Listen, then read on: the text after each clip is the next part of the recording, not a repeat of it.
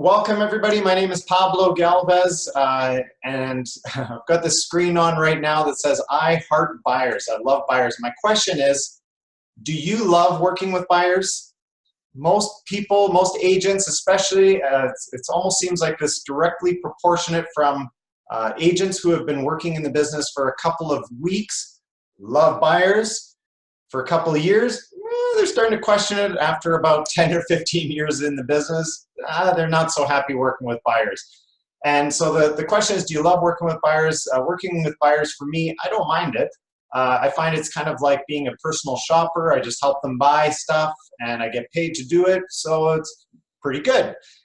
In 2010, when I started, it was really at the tail end of the recession, or right at the bottom of the recession. And got into real estate after our last company, which was a real estate investment company. It went into the toilet in the economic collapse. And it was a buyer's market. I was a new agent, and working with buyers was much more comfortable for me. And I'm a pretty patient guy, and so working with buyers was comfortable and patient, and I certainly enjoyed it. We've all got experiences with buyers. Some of us are just newly licensed. Some of us have been working with buyers for a long time. And so the question is who is this presentation for? And I'll give a shout out to Jack Sy from LA. He's a great agent in Los Angeles. If you ever need a referral in Los Angeles, I would definitely recommend Jack Sy. He's an excellent guy. He's put this on, and he just asked me to kind of share some of my knowledge and experience in working with buyers. And so the question is, who is this for? And my question back to you is, if you've ever worked with a buyer for 6 months only to have them write another offer with a listing agent, or if you've ever worked with a buyer, and I chuckle at these because I've had this happen to me, every single one of these. If you've ever worked with a buyer who wants to see 10 houses a time every Sunday until they find something, and after a year they still can't find anything. If you've ever worked with a buyer for 3 years, only to get that dreaded call, and this is, gosh, I love this one. Pablo, it's your clients here, Scott and Jessica. We're just so happy to share some exciting news.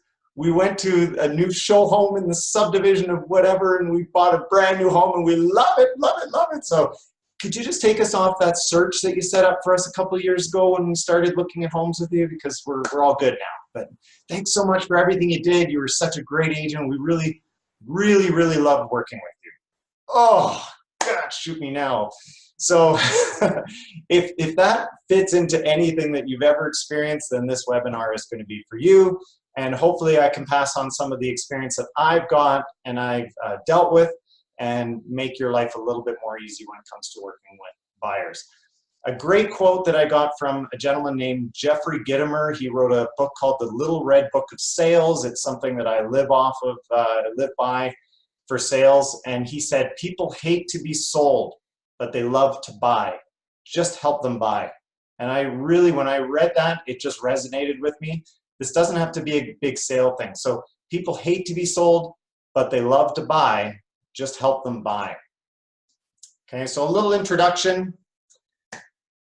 Pablo Galvez is my name. I'm from Calgary, Canada. I'm a certified mentor with the eXp Realty. And I'm with eXp Realty. This is not really about eXp Realty. I've actually been tasked with presenting to eXp agents as part of their training program and their mentorship program on working with buyers. So I put this together as kind of a hybrid of helping our mastermind group, and then also kind of a warm-up for my presentation when working with buyers with eXp Realty.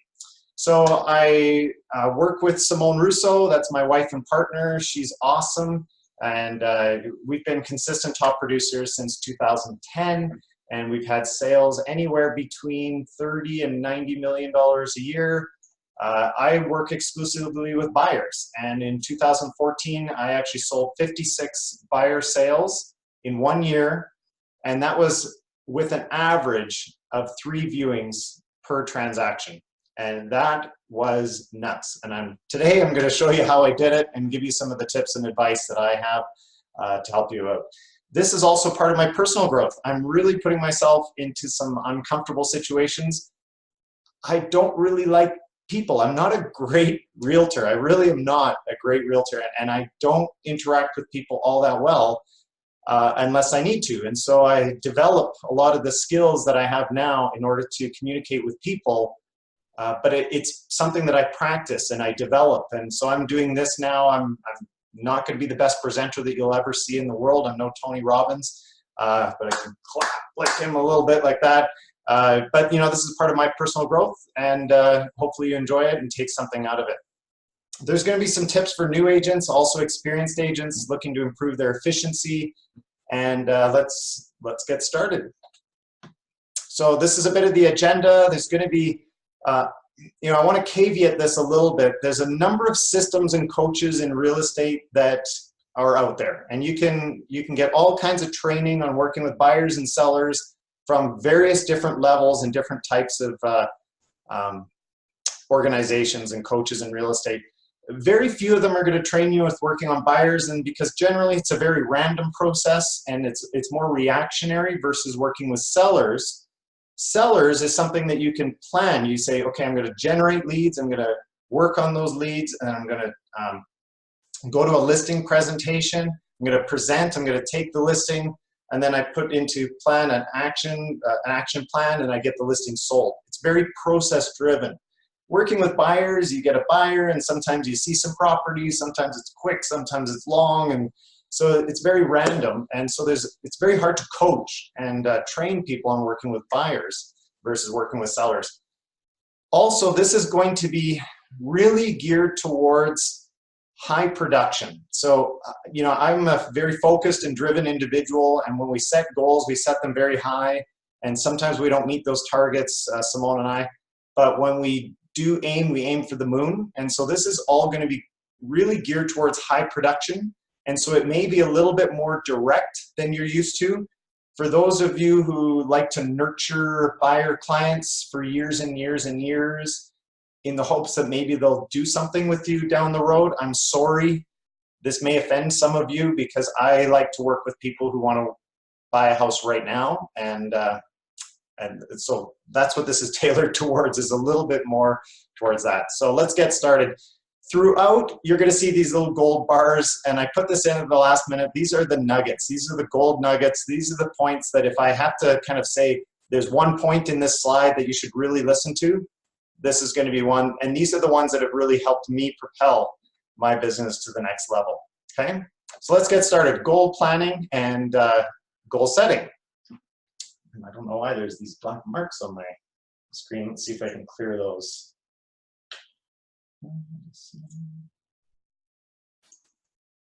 Anyways, so we've got our first gold nugget. Okay, so buyers or sellers or both. This was really interesting. Okay, so Simone and I got started in real estate. We were really excited. We had these big plans, big goals, and I remember distinctly, like, you know, we're a little bit just trying to get into the business, trying to figure out which way's up. And we went and met with Donna Rooney, who's a friend, a mentor, an absolute kick-ass superstar realtor in Calgary. And we just said, Donna, you know, we're just getting into the business. We're just starting out. Do you have any advice for us getting started? I'll never forget the first question she asked me. She said, do you work with buyers or sellers or both? And I went, yeah, I'll work with anybody that gives me money. Like, I'll work with a buyer or a seller or, you know, anything. Like anybody that's going to transact in real estate. That's an odd question. But it really got us thinking about what we're doing. And so what we did, and this is, you know, something to think about, Simone and I divided and conquered right from the beginning. Okay, so she works with sellers 100% of the time. I work with buyers. I'm more patient, I'm more methodical. She's more driver style, and she'll just put her head down and grind, okay? So she works with sellers, I work with buyers. Just something to consider, maybe partner up with somebody who's a great listing agent and you work with buyers. That takes the pressure off, you split things, or you kind of work it out on commissions, whatever it is. It's a great idea, and it allows you to focus on, and the reason why is that buying and selling are actually two very different businesses. working with buyers and working with sellers is almost two completely different businesses. I mean, not even just transactions, but businesses. So that helps me focus on one thing and allows me to produce at that level, okay? Ask yourself, are you in a buyer's market or a seller's market? In most markets right now, we're heading into a buyer's market, or in Calgary, we've been in a buyer's market for what seems like an eternity. In a seller's market, you have a totally different strategy in working with buyers than in a buyer's market. In a buyer's market, it's a little bit slower paced. You have to maybe take on a few more buyers, so you have a few more leads and a few more clients that you're working with, because the process is going to be a little bit slower. They're not in competing offers and having to deal with that.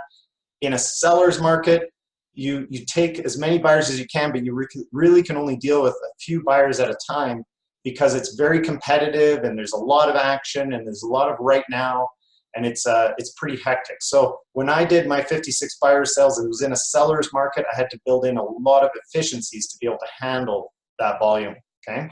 The next question I'm going to ask is, how many buyer sales do you want to do? So this is about goal setting, right?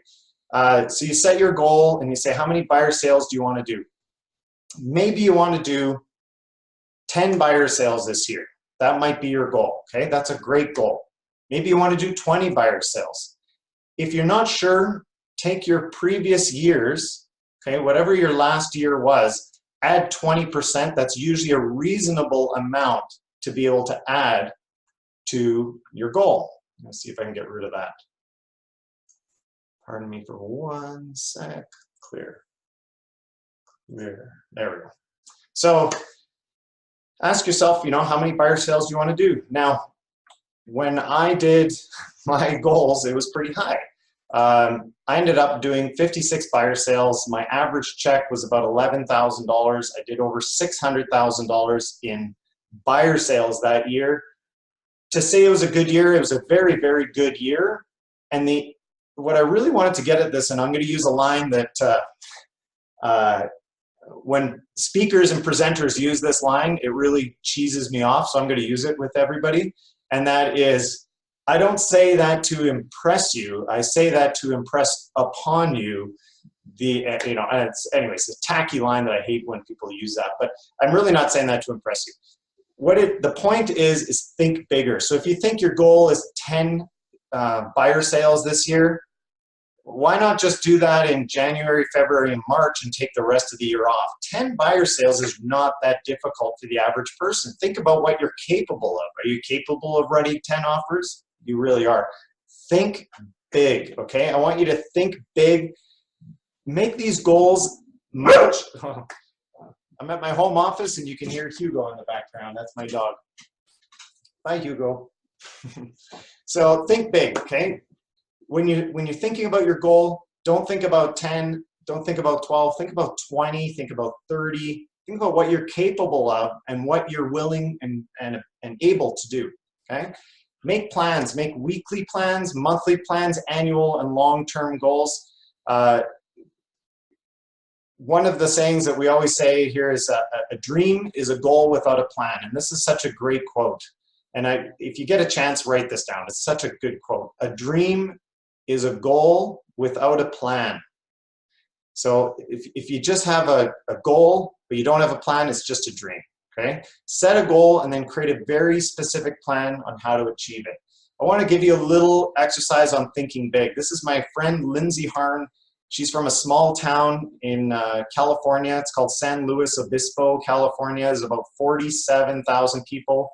And at the time that I was a buyer's agent and she was a buyer's agent down there, and we masterminded together and we kind of helped each other out, I said, Lindsay, my goal is to do 60 buyer sales this year. I didn't get it. I got 56.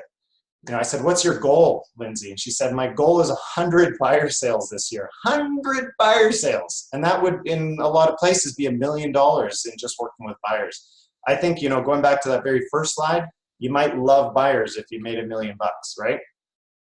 One of the things that I talked to her about, and we both agreed, if you're doing a high level of production, you may not have a work-life balance, okay? Ask yourself, what do you need to do to accomplish it? It may take more time and effort, and you may not quite have that work-life balance. The most successful people in the world don't have a work-life balance. So let's talk about scheduling and time management on that segue, okay? Have you ever had a day when you worked your buns off all day? You feel like you woke up in the morning and you were go, go, go, emailing, appointments, schedule, all this kind of stuff. And then at the end of the day, it's like, what did you do? I don't know. Nothing got done today, right? Have you ever had a week go by like this? Have you ever had a month go by where you spend the entire day or the entire month working like a dog and nothing got accomplished? This usually comes down to scheduling and time management. So what my coach always told me is create a schedule that's based solely on your production goals. Don't set it on what your day should look like as far as what your personal life is. Set it on your production goals and set it based on exactly. So if your goal is to do 10 buyer sales, which is less than 1 a month, I mean, again, you might as well get that done in the first week of every month and take the rest of the month off, because if you want to be a highly productive agent, you're going to have to create a schedule that gets you to the goals that you want, okay? You should be spending about 75% of your time on income producing activities versus income servicing activities.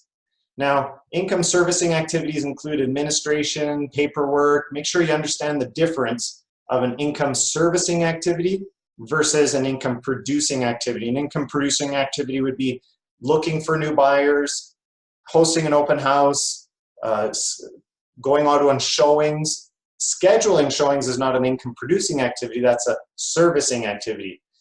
If you can, start to delegate the things that are income servicing so that you can do more income producing activities, okay?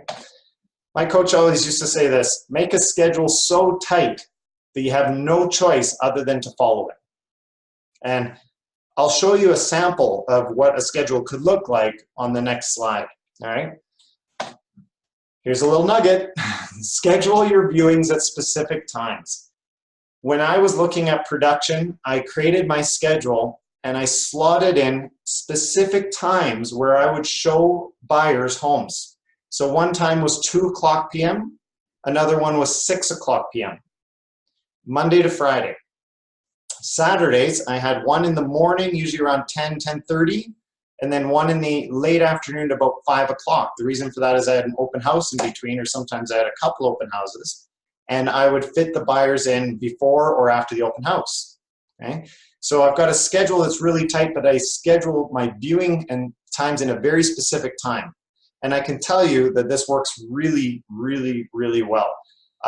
You may have clients go, hi, Pablo, it's Barry Smith here, and we saw the perfect property. We'd like to see it tomorrow morning at 10. And you normally, what does most agents do, right? Most of us, we go, sure thing, Barry, I'll schedule it, and oh, I can't wait to see you then. It's going to be so great. And you run out and show that buyer that house at 10 o'clock. And then, of course, he says, oh, yeah, I didn't realize it was like this. It's just not a fit. Thanks, though. And you go, okay, well, I just wrecked my whole morning here. And so if you schedule your showings at a specific time, you say, well, Barry, I appreciate the 10 o'clock. That's great. How about we do 2 o'clock? 2 o'clock doesn't work for me. I'm in meetings. Great. How about 6 o'clock? Yeah, 6 o'clock could work. I've rarely had to bend those times from 2 o'clock and 6 o'clock, okay? Why did I do 6 o'clock instead of, say, 4 o'clock? Because 6 o'clock's after rush hour, and I hate driving in traffic. Pretty simple. Next one is scheduled negotiation times. This is something my coach asked me to do once. I never actually did it, but I'm going to share this with you. Say you get really busy. And I remember talking to my coach just going, oh, I'm just overwhelmed. I've got my appointment times. I've got my schedule. I'm working on my schedule. Everything's tight. But I'm running off my feet. I can't handle anything. He goes, well, when are you presenting offers? I said, well, I present an offer whenever they write an offer. And whenever it comes in, I write the offer and I present it. He goes, no, I schedule your presentation times. So 4 o'clock and 8 o'clock are your presentation times. That's when I present offers to a seller. Wow. There's taking it to a next level, and maybe that's something that some of you might take, okay? Last point, personal thing, I take Sundays off unless I'm negotiating. So every Sunday, I spend time with my kids. Sometimes they are in volleyball tournaments or whatever else. I take Sundays off. I let my clients know in advance that I take the Sundays off unless they have an offer to write. They appreciate that. They know that. They don't bother me on Sundays. Sundays are a very relaxing time for me. Lastly, have a very strong morning routine. Your morning routine is what's going to set the tone for the entire rest of the day, okay? I have a very strong morning routine and I still follow it to this day. It keeps my mindset strong. That's the #1 reason why I do it. And it just sets me on the right course for the entire day. Here's a sample schedule, okay? Wake up at 5 or 6 a.m., preferably closer to the 5. But you know, that being said, everybody wakes up at a different time. I always figure the earlier you wake up, the more you can fit in that productive time in the morning. So wake up and practice scripts. Maybe 7:30 you're in the office responding to texts and emails. 8:30 to 11:30 you're prospecting, generating new leads, generating business. 11:30 to 12:30 maybe you work on some administration. 12:30 to 2 lead follow-up and prepare for your appointment that you're going to go on. 2 o'clock to 3:30 you're out showing houses to a client. Maybe there's some offers that you're negotiating. Fits into that time as well. 3:30 to 6 o'clock, I like to be home with my kids. So when my kids get home from school at 3:30, I like to be there, spend a little bit of time with them. And then at 6 o'clock, if I need to, I've got another set of viewings set up. And quite often I'll do 2 sets of viewings a day and I'll pump them right into there. Bottom line is though, I'm trying to spend 75% of my time here on income producing activities. Now, I'm not going to stand here in front of everybody on this call and declare that I'm perfect and I follow this schedule every single day. I'm not, and I didn't. But I worked on it and I tried and I set a schedule. And that's the critical point here, is that I actually had a plan and I tried to follow it. And in general, if you can follow about 75% of your schedule that you set up, and not only 75%, but about 100% of the first part and about 50 to 60% of the last part of your schedule, that will create success, almost guaranteed. I mean, you have to really work hard at failing in order to fail if you follow a schedule similar to like this, okay? Let's talk about scripts, dialogues, skills, and accountability. So you're working with buyers, you're excited, I'm all fired up, okay? I got my goal, I've set my goal, I've got a plan, and I set a schedule, and I started like calling people, and you know what? It works. What do we say to people, right? So agents love to resist scripts, and you hear this all the time. Oh, you're gonna sound like a robot and all this, right? Consumers actually like this. Now, let's take an example. You call a company like Rogers, right? You've all called Rogers or TELUS or one of those, right? Imagine if you had a problem with your cell phone, so you grab your landline, if you still have one of those, your partner's cell phone, and you call in, ring, ring, ring, ring, and you're calling Rogers. And on the other side of the phone, hello? Check your call display. Hello, is this Rogers? Yeah? Oh, okay. I've got a problem with my cell phone. I can't seem to make it work. Oh, okay. What's wrong with it? I don't know. People don't feel comfortable with that. Now, when you call Rogers and you say, they say, thank you for calling Rogers. This is Pablo calling. How may I help you today? Oh, I've got a problem with my cell phone. Great. Can we start with your last name and your account number, whatever it is? I feel comfortable making that call because it's routine. It's something that, now those people don't sound like robots because they've practiced and they know exactly what to say, okay? So consumers feel comfortable when people use a script with them. Agents, for some reason, think that they got this amazing personality and I'm just gonna go and talk to these people and they're gonna think I'm so great, and we're gonna really get along and we're gonna be best friends, and then they're gonna work with me, and then they don't. So maybe try using some scripts unless you're Captain Personality and you really think that you've got everybody wrapped up. Here's a question. how many years, and this is of course a trick question, but how many years of schooling is required to become a realtor? The answer is 0. We can get our license within a couple of months usually. And you know, I always say about realtors, if you were to treat this like an actor or like an athlete treats their job or their position, okay? So you walk up to, you know, we're in Calgary, so we've got the Canada Olympic Park, COP, and that's where in 1988 the Olympics were held. So you go to COP and you walk up to the, you know, the big ski jump tower, and there's the coach for the Canadian team, and you walk up to him and say, "Hi, my name's Pablo. I'm a ski jumper, and I'd like to be in the Olympics, please." Okay, what experience have you got?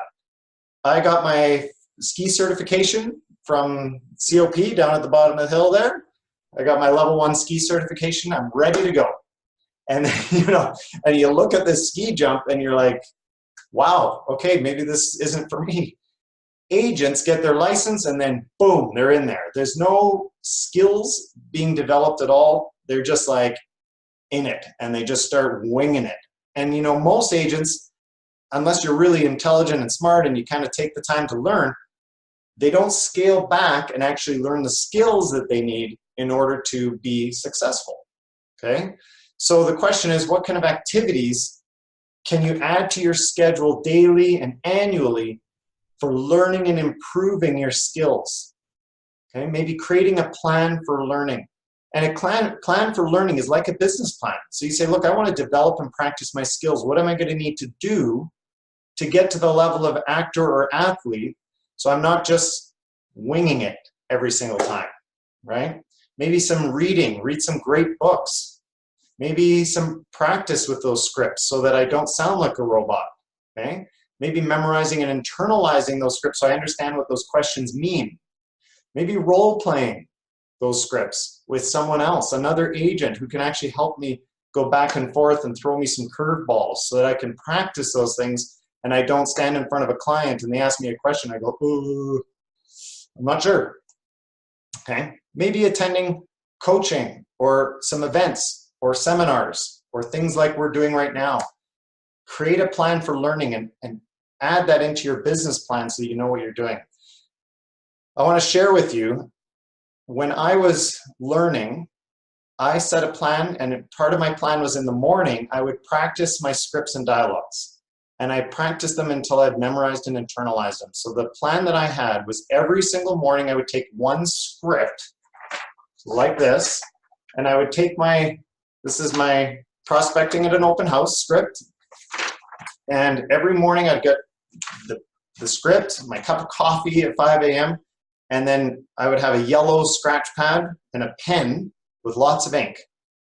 And I would handwrite for 30 minutes, I would handwrite the script. Hi, did you see the house on MLS or were you just driving by? If they saw it on MLS, continue. If not, highlight the people. You know, I would actually handwrite the entire script for half an hour. And that was just helping me memorize what was on that script. And then I had a role play session and I would role play that script with someone afterwards. I did that for years. And that helped me develop the skills that I have when I'm working with a buyer. And I'll never forget the first time I was doing an open house after doing some scripts for a while. And you know, you don't get it right away. It's just like acting or anything else. You know, you're not going to be an expert right away. But one day I'm at an open house and somebody comes in and I asked them a question and then they said something and I immediately jumped right into a script in my mind. And I remember catching myself talking to the person and I was saying to myself, oh my gosh, I'm saying the script right now. And I was having this dialogue and I couldn't believe their reaction was they were answering all my questions. I said, you know, so where do you live now? And I said, well, we're in Altador. Great, what kind of home are you looking for? And they said, well, we're looking for a 2-story. I said, would you need to sell your home in order to buy something else? They said, yeah, we probably need to sell it. I said, great, are you currently working with another agent? And they said, no. And I said, well, may I take you through the process I use in helping buyers like yourself find their perfect home? And I just started saying this stuff, and I thought, my God, I can't believe I'm actually saying the script, but it felt natural because I practiced it, okay? So there's also sales training. Of course, I always recommend having a coach if you can. It's expensive, I get it. With our brokerage, we have kind of free training in there, but whatever company you're with or whatever, just if you can get free training, get free training. If you can get paid training, it's even better. Get a coach, practice and role play, and then do some good reading, okay? Nugget time. Stop texting people. If you want to be a highly productive, strong agent, and yes, I'm even talking about the millennials, not the millennial realtors, but the millennial clients that think they need to be texted all the time, call them. Here's the rule that I use, and this is something that Simone and I have practiced for years, okay? If you really want, and this is only if you want to be productive. If you don't really care about being productive that much, just do whatever you're doing, it's fine. The email and text is only to be used, especially email is to only be used to communicate something that can't be communicated by phone. So what does that mean? Here's a copy of the purchase contract. Please find attached. That's an email, right? You can't phone that. Now, confirming an appointment. I'm going to be there at 8:30, just confirming the appointment.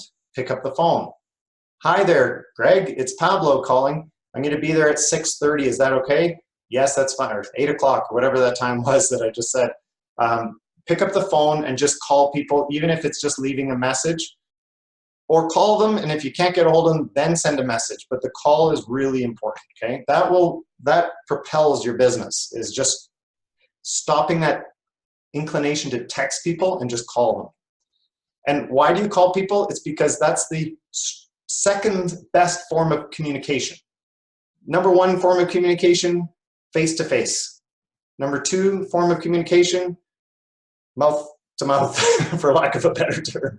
So verbal communication is the second strongest, and then written is going to be the last, right? Develop strong accountability, and this is so that you can take your business to the next level, have somebody else who's thinking like you, who's got similar goals, and develop accountability with them. Set those goals and have some strong commitments between the two of you. Funny little side story. When we were doing lead generation, and it was like, I've got my plan, and I set my accountability partner, and I said, okay, we're going to do this accountability. If we miss this accountability, we're going to write a check for $1,000. And if I miss, we each sent each other a check, like a check made out to a charity for $1,000. And of course, a week or two goes by, I miss my accountability, the check goes to this charity. And it's like, it didn't feel so bad because it went to a charity. If you want real accountability, and that's why I put brackets strong accountability, and Simone did this. So Simone had an accountability with one of her accountability partners. And the accountability was, write a check for $1,000 to someone that you really dislike. And it was really another agent. So pick a real estate agent in your market that's a deal killer, that maybe makes you feel belittled and doesn't make you feel good, and it's just somebody that gets under your skin, right? I think almost everybody has somebody that they really don't like. She writes a check for $1,000, sends it to her friend, the accountability partner. Now that's strong accountability, because you do not want somebody that you don't like getting $1,000. Prospecting and lead management. This is a really great question. Prospecting is just talking to people about buying or selling. And the real question is, where do you find these people to talk to? You decide where you're going to feel comfortable finding buyers. There's so many different sources for finding buyers. You can do online marketing, depending on Facebook ads, all of that kind of things. You can go open houses, door knock, or call people on the phone. You can buy leads off the internet now, like Zillow or whatever they are. You can talk to renters, people who are renting right now. They may want to convert to buyers. Talk to your past clients in your center of influence or sphere of influence. Go on social media. There's lots of ways to find buyers. Pick the one that works for you. Create a plan and a schedule so that you're spending a portion of your day looking for new clients all the time. for us, it was a lot of open houses. We always put out 10 or more signs, so we really got our name out there. We had sometimes twice a day on the weekends, and during the weekdays, sometimes we just find an open house to sit at, and we do that. Strategically, this is I didn't put a little nugget, but I'm going to put a nugget here on this one. Strategically, what we did is we picked open houses, not necessarily of our own listings, but we chose open houses of other agents who had an open house in an area that we wanted to target. We chose the areas that we wanted to target based on a balance of a healthy price point and a healthy volume of sales. So if there's a luxury community with $3 million, $5 million, $10 million homes, but nothing selling, I don't need to be open housing there. I mean, yeah, we'd all like to sell $10 million homes for a living. There's another area that's got a ton of sales, but they're all at 200,000. I'm not that interested. But hey, 6, 7, 800,000, and there's lots of volume of sales. That's where we're going. So that's how we chose the areas that we would open house. Another way is you can join a team that provides buyers and/or training. There's going to be a pretty healthy commission split that's taken off when you are given leads from a team. Nugget time. Define a lead. Defining a lead is something my coach had me do at the beginning, and this is really critical, so I want you to listen to this. What is a lead? And a lot of people, a lot of agents, they'll say to me, I've got 50 leads, or I've got thousands of leads. I've got this database of leads. I've got all these leads, and they're like this lead thing. My coach always said that a lead is somebody who's going to buy or sell a home in the next 7 days. And you say, wow, 7 days. Wouldn't that be nice if everybody was buying a house in 7 days? So I defined a lead as somebody who will buy a home from me in the next 7 days, as long as I can find them the right house. Because obviously a buyer, you can't force them to buy the house. So if somebody is ready, pre-qualified, they're 100% ready to pull the trigger in the next 7 days, if I can find them the right house, that was a lead for me. Now, that you say, well, but what about all the other people, right? I threw them out. I got rid of every other lead.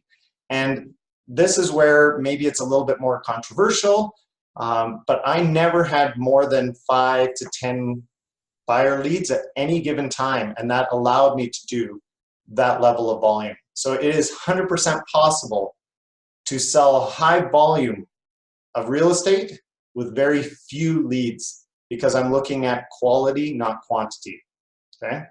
Again, never more than 5 or 10 buyers at a time. My personal opinion, and my coach taught me this, is that too many leads is unhealthy. When you've got 1,000 leads in your database, first of all, it clogs up your mind. You're thinking of all of the leads that you've got. It's like you start adding it up. I got 1,000 leads times $10,000 a lead. I'm gonna have billions of dollars of clients to work with, and you know, it makes you complacent. And then, you know, a month or two goes by and you haven't done a deal, and it's too many leads.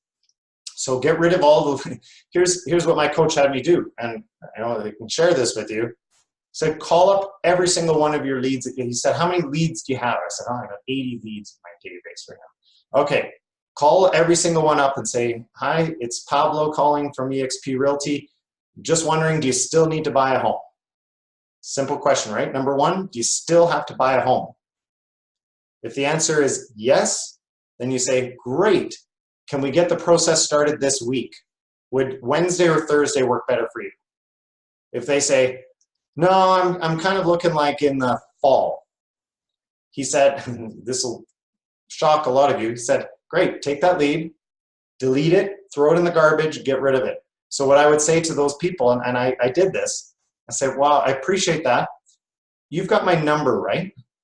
Yeah, I've got your number here, Pablo. Okay. I said, great. Call me whenever you're ready. I'm here when you're ready. Let me know. And then I deleted the lead. And people say, well, don't delete the lead, because what if they call you back 6 months later and you need to know their information? Hello. Hi, this is Barry calling. I'm that person that you were speaking to 6 months ago, and I think I'm ready to buy a house now. Barry, so great to hear from you. Hey, remind me, what's your email address again? What's your phone number? What's the best number to reach you at? Oh, great. Now, where are you looking? Now we start it up again, okay? So now we're actually working with the lead again. Okay. Next is having a CRM, a client relationship manager. This is, you know, if you really need to have the lots of leads, you may need a CRM, which is going to do a drip campaign, and it's going to do that long-term follow-up. You know, out of those, there's a small percentage of them that end up coming to you. In our personal business, what we do is we just put them, we have a email newsletter that goes out once a month, and every once in a while we get people who contact us off the newsletter and say, you know, I'm ready now. I say, great, ready. Pre-qualification and lead follow-up. These are the tools that are going to set you apart. So you get these buyer leads, now what? You've got to pre-qualify, and you've got to be able to communicate with them. That'll set you apart from your competition. Pre-qualification is going to save you time so that you can provide better service to the serious clients that you're working with. Okay, now this is the thing. You know, a lot of people get angry, like, oh, you're going to pre-qualify them out, and that means you're just being biased. And no, I need to provide exceptional service to my clients, and the only way I can do that is by pre-qualifying and saying, okay, the people who are not serious that I can't help right now, I can't focus on them. I have to focus 100% of the time on my very qualified, ready to buy buyers. Okay, and I use a buyer script. So I have a buyer script, and I use this all the time. I'll read it for you quickly. Mr. and Mrs. Buyer, may I take you through the listing process that I use process that I use when helping a buyer in purchasing a home. If they say no, then we're done. I don't need to work with somebody who doesn't want to work with me. That's fine. Sure, go ahead. And you know, usually at an open house or something, I'll say, are you familiar with the process that I use? They say no. And I say, great, let me walk you through it. First thing I'm going to do is I'm going to ask my lender, Mary, to give you a call as soon as possible to discuss with you all the financing options available. This should answer all your questions, as well as give you the confidence that you'll want in purchasing your home today. Can I have him call you in the next several hours? Sure, that would be great. Good. Now, once you and the lender have designed a financing arrangement for yourself, I'm going to ask you a lot of questions regarding the type of home that you want to buy. Have you outlined in detail the type of home that you want to purchase? Haven't even started thinking about it. Or, yeah, we have a really good idea what we want. Perfect. Once we've determined the type of home that you want to purchase, I'll select 3 to 4 of the absolute best homes in the range that you're looking at, and we're going to go and have a look at them. I don't want to confuse you by showing you a lot of homes. Do you understand? Sometimes I get a little bit confused with that one. Once we've looked at these properties, I'll ask you to select an offer, or select one and write an offer to purchase on that property. Are you prepared to write an offer if we find the right property? You go, well, I may want to see lots of properties. Great, but if we find the right property, you're ready to write an offer, right? Yes. Once we've written an offer to the seller, I'll negotiate that contract for you. And if accepted, we're going to work together each day towards the closing. Based on the process that I use in helping folks like you find a home, do you still want me to proceed by having the lender call you, or would you prefer to work with another agent? Now, I use that a lot, and I got maybe 80% of the clients that I pitched this to said, sure, that sounds great. We'd love to work with you. Sounds like you actually know what you're talking about. 20% said, no, I'm not comfortable with that. I said, great. This is the way I'm going to work. You're going to find somebody that works with you, and it works fine. I'm okay with that, right? So use a buyer script.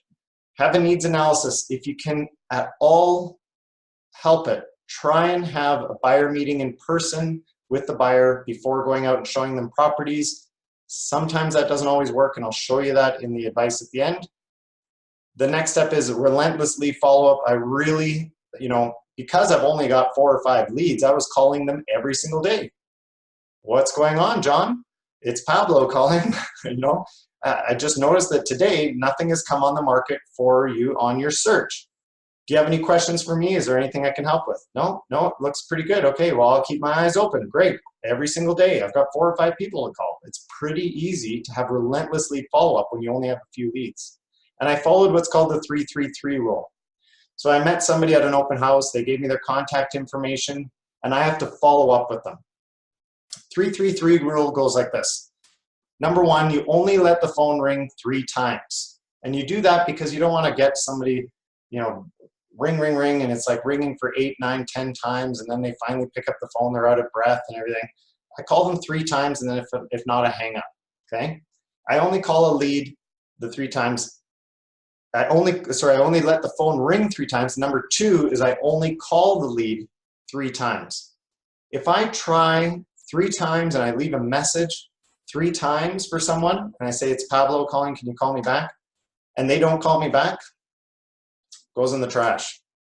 Number 3, I only talk to the lead 3 times. So if I talk to the lead and I say, are you ready to buy a home? They say, we're not sure, we're going to be interviewing another agent. Okay, call them back. Did you interview the other agent? Yeah, we're still making our decision, we're not sure. And then the next one they call, yeah, we're still thinking about whether or not we want to, you know, at that point, it's too much effort for me. I'd rather find somebody who's excited and interesting and ready to work with me. Okay, so I don't need to grind and grind and grind after the 3-3-3 rule. Little nugget that I'll add to this one is that when you're leaving a message for someone, don't start with, hi, it's Pablo calling from eXp Realty. Hey, how are you doing? Hope you're having a great weekend. Just wanted to see how you're doing and just like, you know, chat about what's the next steps and blah, blah. These long-winded voicemails are just too much. Hi, it's Pablo calling from eXp Realty. Wondering if you can give me a call back. My direct line is this. Done. If you give them the entire body of the message in the voicemail, they don't really need to call you back. If you just say, call me back, they're intrigued and they're saying, I wonder what he's calling about. Might be something great. I'll call him back. There's a little nugget for you. Basic sales. Don't be afraid to throw out a lead. And, you know, this is, you'll have to talk to me afterwards if you need some coaching around this one, being afraid to throw out a lead. It is the toughest thing to do in real estate is to throw out a lead. But I can tell you it's the most satisfying and gratifying and productive thing that you can do in real estate. We got another nugget. Define your minimum standards. Once you get busy, so all of this starts working for you and it's a seller's market and things are busy, you got buyers coming out of the woodwork and it's crazy, you're gonna have to start defining your minimum standards. You can't help everyone and you've got to give exceptional service to your top clients. So I created a document and I've got it here somewhere and it says my minimum standards. And for me, it was, you know, I like to work in the inner city because I live in the inner city. And so it was, you know, a certain price point, a certain geographic area. But hey, if you're going to be out in some suburb and it's going to be a high price point, that makes a good business sense for me to work on that. So then I just had a policy of I'm going to refer to another agent anything that's outside my minimum standards. And I actually put in my document on the wall, these are my minimum standards and this is who I'm going to refer my business to. And that set a level of commitment for me, okay? Administration and staffing, I'm going to fly through this part a little bit. You know, almost everything can be fit to your schedule. Schedule your administrative time so that you're spending your time on income producing activities.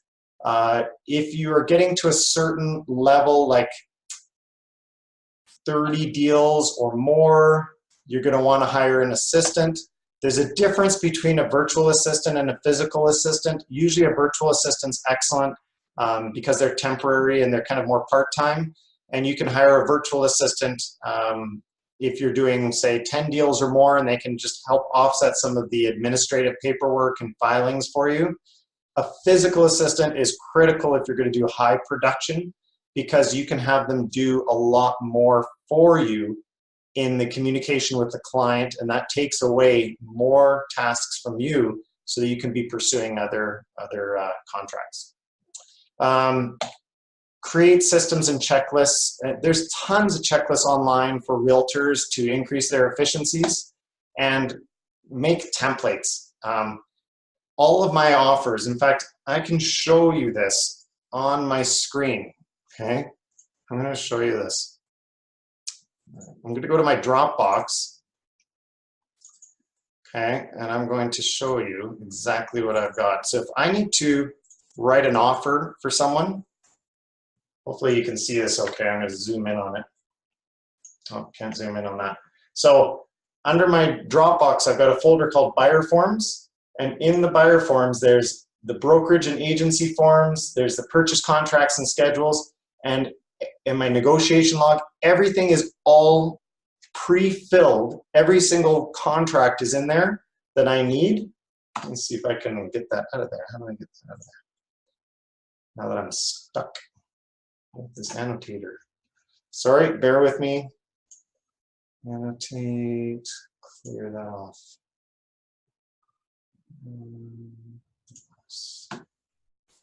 There we go. So in there I've got every form, everything I need. So when I need to write a buyer contract, it is very systemized, and I just basically go in there, I grab the purchase contract, and I've got it labeled as number 1 is the agency forms. Everything's, I just carry it all over to the buyer's folder, and I create what I need, and I've got it all templated. Okay. Technology. Leverage your time with technology, leverage it to save you time, but be aware, and I'm preaching to the choir here, I know, careful with the Facebook and the Twitter and the Instagram and all of that, because that's not really leveraging your time. A really great hint somebody told me once is turn off your notifications. That allows you to be purposeful. So if I want to check Instagram, for example, I have to go into Instagram and then, oh, there's new notifications in there, right? But it allows me to focus more because I'm not getting the bings and bongs and tweets and things that are coming in all the time on my phone. There's no sounds that happen on my phone. The only thing that I have sounds for is the calendar appointments, because those I need to be at, right? Create systems and processes to make you much more efficient and to reduce errors. Again, those are like creating checklists, creating folders in your email, etc. That's really, really critical. I could go into months of detail into this, and it's crazy. Pre-fill your contracts in Dropbox.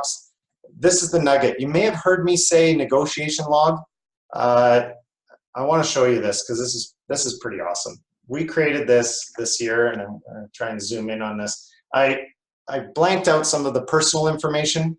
But again, if you take away one thing, this is something I created a few years back when I was really busy working with buyers and sellers. I had all this, and I had deals coming in like crazy, and I was dealing quite often 2, 3, 4 contracts at a time that were coming in. And I remember one time, and it was just a silly day, and I phoned up one seller and I said, well, the counter offer is $845,000. And he said, well, that's great. I'm listed at $650,000, so I'll take it. I said, oh my God, I called the wrong person, you know? So when you get that kind of thing, you start to build some efficiencies into your business so that you don't kind of have those kind of issues. You know what I mean? So I created this negotiation log. So at the top, there is an address, obviously. And then I put the client's contact information in there. I have the realtor that I'm dealing with. There's another realtor in my brokerage. And then I have the list price, the price that the home was listed at, the initial offer with the closing date, and any notes that come along with that offer, like we want the barbecue included or anything like that. And then as we go through the negotiation, I've got the closing date, the purchase price, and any kind of conditions or anything that needs to change. I've got a little checklist that I need to check with the offer. Is the deposit by bank draft, the closing dates, the dower, etc. And then any notes are at the bottom. And that's what I use to organize myself. And religiously, every offer that I deal with gets one of these. If my assistant is around, she will fill that out for me. And if not, I do that myself. And that has been, and see, it got a double bar of gold, because that is something that has saved me more time than just about anything else. Okay, we're wrapping up. I'm a little over time. I apologize. Last part is just this is like general advice. These are almost all nuggets.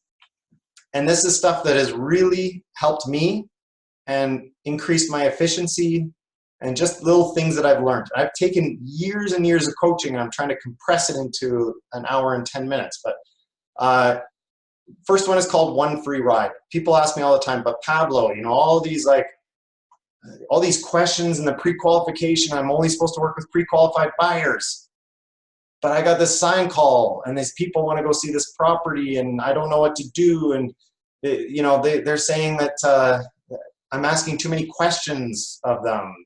I'm trying to ask them questions of pre-qualification. I'm trying to set up a buyer meeting in person first so that I can.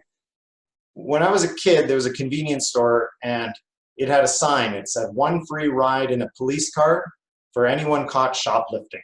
And it was a cheeky little sign, which I thought was quite funny. So I have a policy called 1 free ride. If I get a buyer on the phone and I know that they answered a couple of basic pre-qualifying questions, like they're not working with an agent right now, and they don't have a home to sell, or they have a home to sell, but they understand that they can buy before selling, etc. I just go out and I meet with them, and I'm going to do the one showing, and then I'm going to pre-qualify and I'm going to set up the process for working with me once I get them at the home. Okay, so it's called 1 free ride. So yes, I will go and meet with people the one time before pre-qualifying and doing all the question and answer at times. Controversial, if you ask 10 realtors whether you should put buyers in your car or have them follow you, it'll be like a 50-50. You might get agents who swear by never putting the buyer in your car, or maybe you think your car is gross and dirty and you never clean it and your kids puke in the back and so you don't want to put the buyers in your car. That's fine. I was taught always put the buyers in your car, and here's why I like that.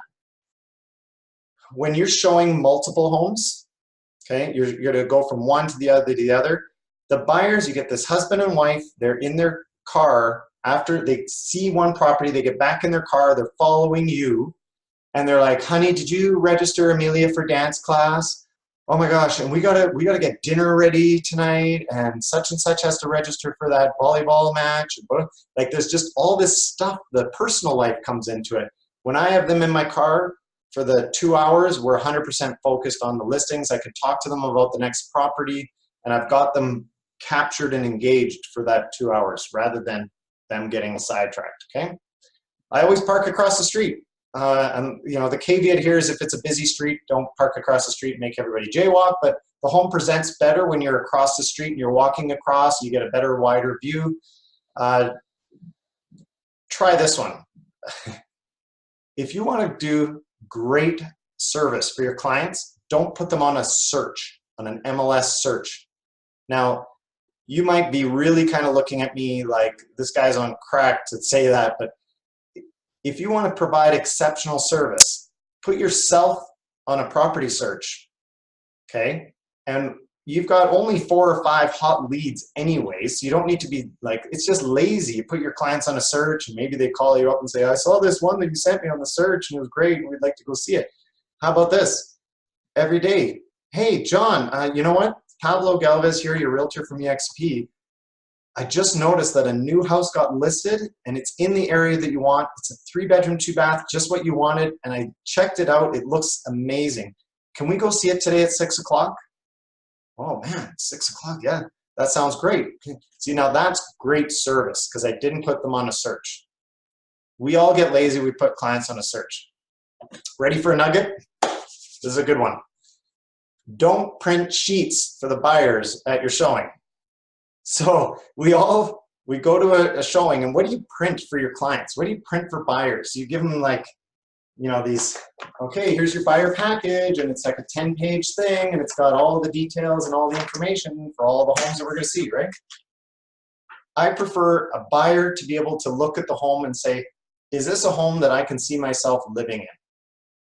And as my coach taught me, if they're walking through the house like this, yeah, the property taxes are $2,800. It's a little high. Yeah, it's only got a single wide garage. I don't like that. You know, they're going to be thinking about this stuff the whole time rather than looking at the home. So if the home doesn't work for them, it doesn't work for them. It doesn't matter what the taxes are. But I want you to think about not printing any sheets for your buyers and even printing for yourself very minimal sheets. I can show you what I print. This is what I bring along. If you can see this, this is just like a picture of the house and the showing instructions. So a buyer will say to me something like, well, Pablo, does the projector and the screen come with the house? It's not on my sheet. It's not on, he doesn't have a sheet, or she doesn't have a sheet. So great question. Let me ask you this. If you were to write an offer on this house, would you want me to include the projector and the screen? Simple question, right? So you don't need to have those sheets. You don't need to have detailed sheets. Let's focus on, does the house work for you? Does the location work for you? And if so, let's work out the details later. It doesn't matter as much, okay? Show up early. I always have a quote, if you're not 10 minutes early, you're late. Show up mentally and physically prepared. I always dress professionally in a suit. Ladies, hair up is best. Become an expert in your area. To become an expert in your area, look at the comps before you go. So when you're there with a buyer, you can say to them, you know, the house 2 doors down sold 3 months ago for $840,000, and this one's listed at $800,000. Seems like a great buy. I looked at the home, the pictures, and it had a couple of upgrades, but not much. So I think, you know, this is a really good buy. You're an expert in the area all of a sudden. Set up the showings and calendar appointments. I don't know what kind of navigation you use. My car I have the ability to bring up my calendar in my car and navigate that way.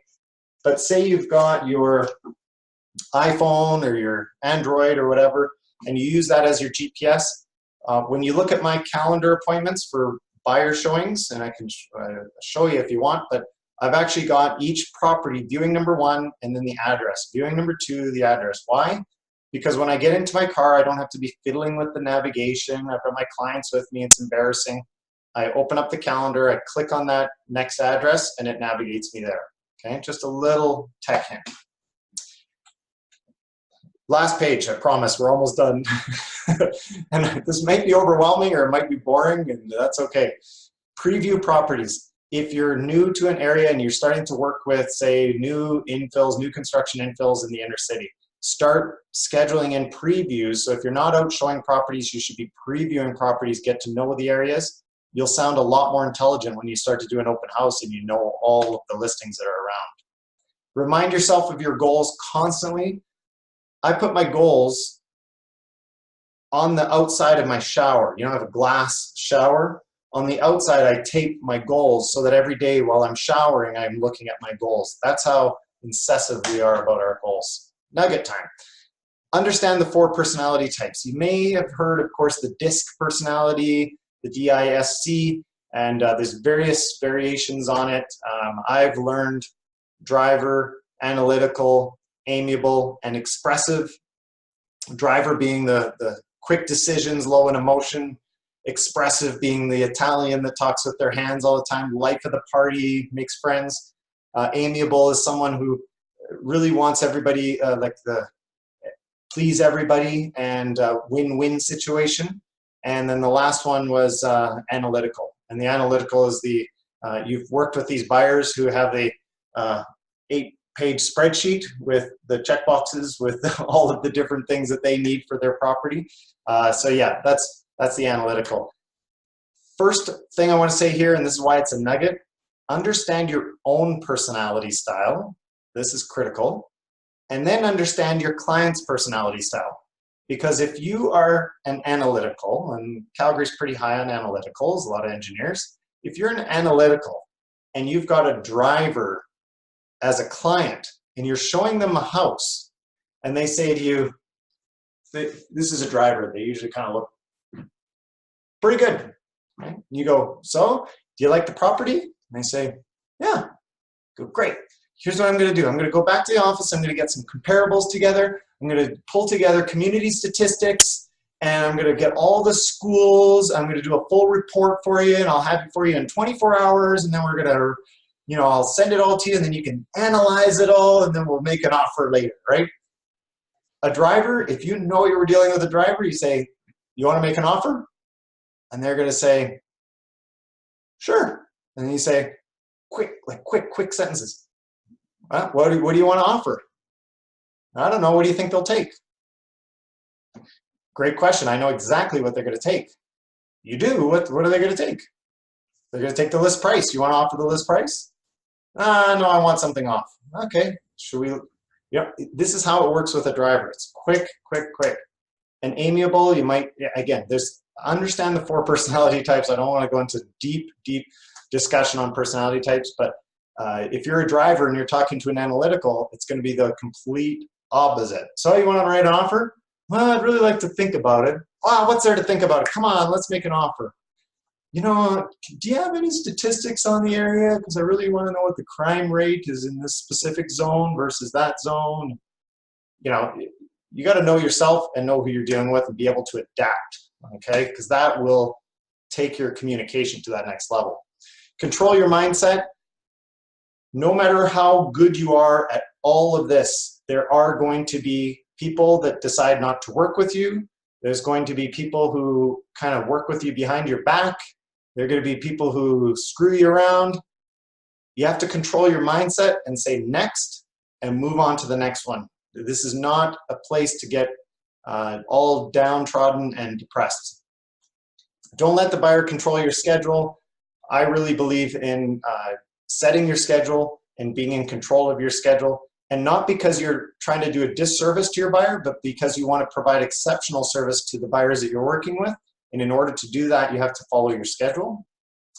And I'm going to leave you with one amazing one. I love this quote, and everybody who's an agent, whether you do 5 buyer sales a year or 50 buyer sales a year, you need to write this one down. This is absolute, this should be triple gold. The more homes you show a buyer, the lower their confidence will be in you. The more homes you show a buyer, the lower their confidence will be in you. If you're an amazing buyer's agent, think about the extreme. Somebody phones you and says, I need to buy a house. You say, let me ask you a bunch of questions. What do you want? And you take all that information, you put it in your head, and you go, you know what? I got the perfect property. I'm going to show it to you this afternoon. Do you want to see it? And you show it to them, and it's like, this is the perfect property. How did you know? I'm a brilliant agent. We see one property, we get it done. If you're a lazy agent, you put them on a search, and you're just showing them 10 houses every Sunday, their confidence will really go down in your abilities. Okay? Last thing, think big and eliminate excuses. And I'm wrapping up.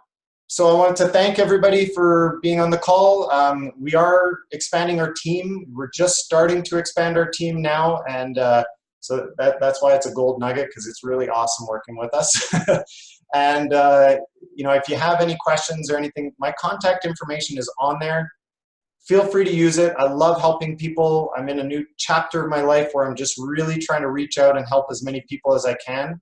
And so thank you very much for taking the time and listening. I'm gonna stop the record, and then if there's any questions, please feel free to jump in now and ask any questions that you want. I'm gonna stop the sharing, and we'll stop the